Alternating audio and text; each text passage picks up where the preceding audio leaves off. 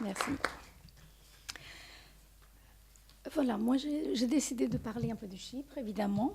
Je connais un peu mieux, même si j'habite depuis 25 ans en France. Et j'aimerais bien rapporter un tout petit peu mon expérience aussi de cette envie de France et de Français qu'il existe à Chypre et qui est très très forte.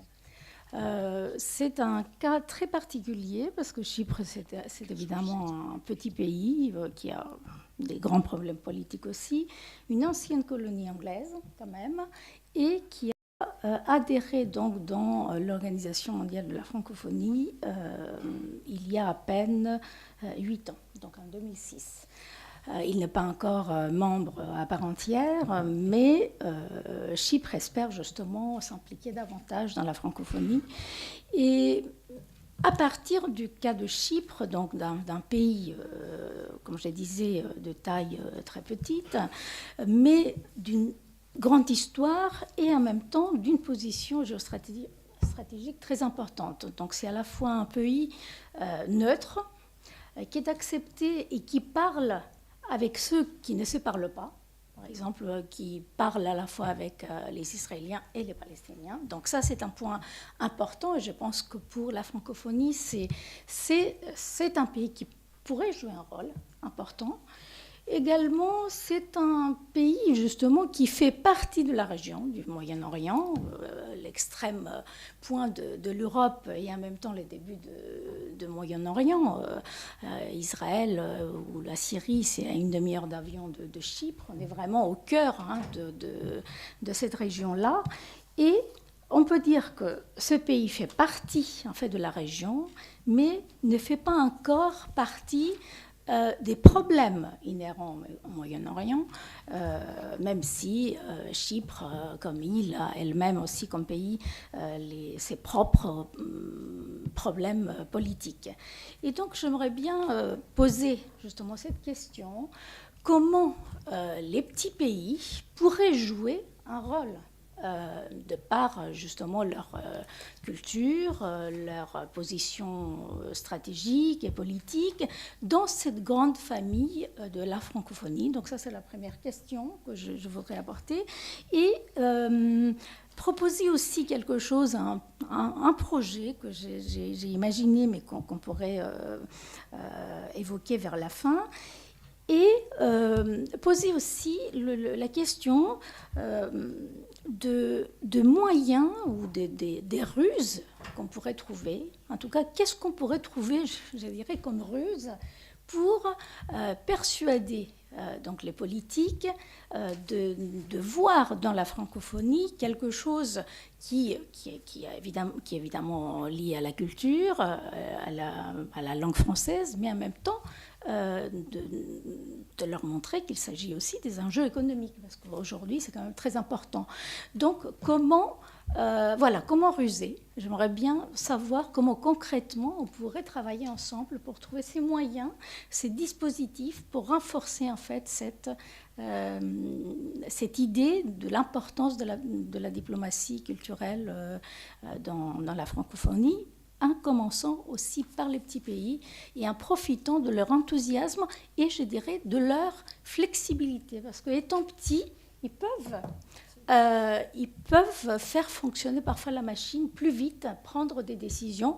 Et surtout, mon expérience à travers des projets culturels, parce que je suis présidente de Chypre Culture, mais mon premier métier, je suis enseignante, je suis professeure d'histoire de l'art contemporain, donc c'est vraiment commissaire d'exposition. Donc j'ai vu que les projets qui marchent le mieux, c'est quand les gens se rencontrent. Donc quand on se rencontre physiquement, ne serait-ce que pour le projet Erasmus ou même tous les projets européens auxquels on participe, là où on a eu les meilleures expériences, c'est quand il y a eu rencontre, quand il y a eu connaissance et quand on a senti qu'on faisait partie de la même famille, de la même communauté intellectuelle, artistique ou autre. Mais pour la francophonie, ça pourrait être la même chose. C'est-à-dire comment est-ce qu'on pourrait faire sentir aux gens. Alors, quand on voit la liste de pays de la francophonie, et on voit qu'ils ont quelque chose en commun, évidemment la langue, mais je dirais qu'il faudrait qu'on trouve autre chose au-delà de cet aspect-là. La langue, évidemment, c'est important, c'est extraordinaire, mais trouver quelque chose de différent. Qu'est-ce qui lie tous ces pays qui ont choisi d'être dans la francophonie? Pourquoi ils sont dans cette famille? Est-ce qu'il y a quelque chose qui fait sens au-delà en fait, de la question de la langue? Je vais m'arrêter là pour voir comment est-ce qu'on pourrait discuter, et si vous avez envie de poser d'autres questions pour commencer le débat. Donc, moi, j'ai été très brève au début pour lancer le débat.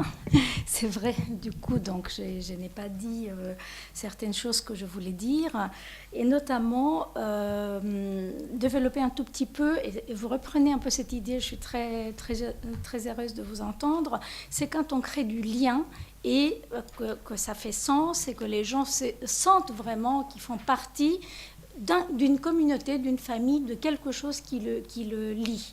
Donc j'ai imaginé, parce qu'il y a un projet qui n'est pas très cher à réaliser, mais qui pourrait mettre les gens justement en relation et même faire remonter à la surface, comme vous dites, les paroles d'autres pays. On fait toujours des expositions de photos, on montre des films, etc. Présenter des écrivains, c'est très très bien.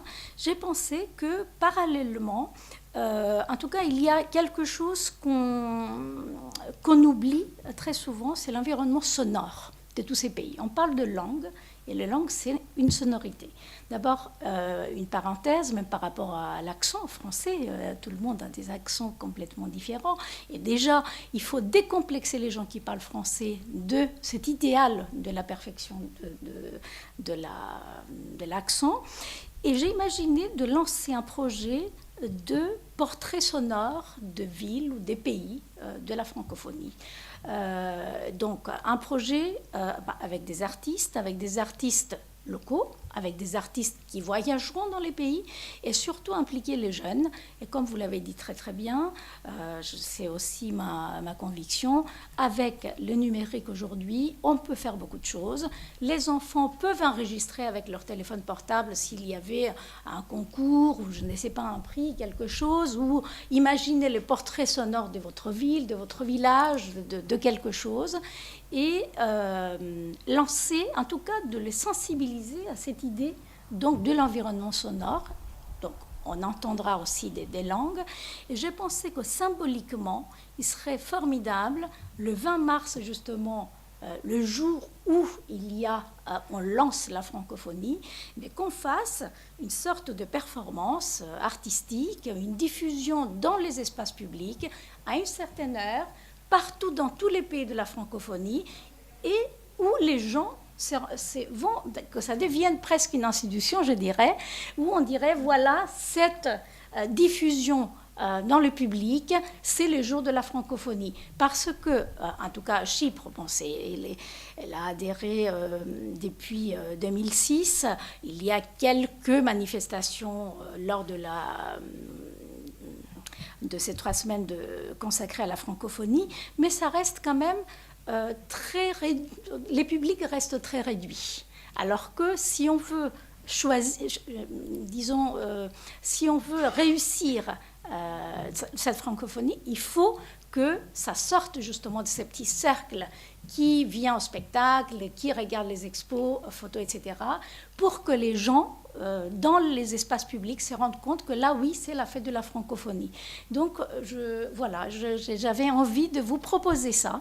Je suis presque prête à l'organiser avec les personnes qui voudraient bien s'impliquer, ou d'autres personnes qui seraient absentes, mais je trouve qu'il faut faire entendre cette parole, cet environnement sonore d'autres pays, des pays de la francophonie, et on pourrait imaginer énormément de choses. Pour ceux qui voudraient peut-être s'impliquer dans ces projets, on pourrait imaginer des installations où on entendrait 2 minutes d'un portrait sonore de chaque pays, et je suis sûre qu'on pourrait créer du lien et on pourrait faire entendre en fait le son. donc la langue et plein d'autres choses. C'est rendre compte aussi de nos différences, mais aussi de nos similitudes.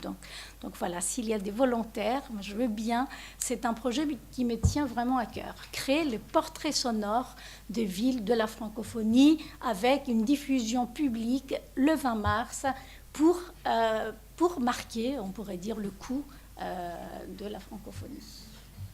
Voilà.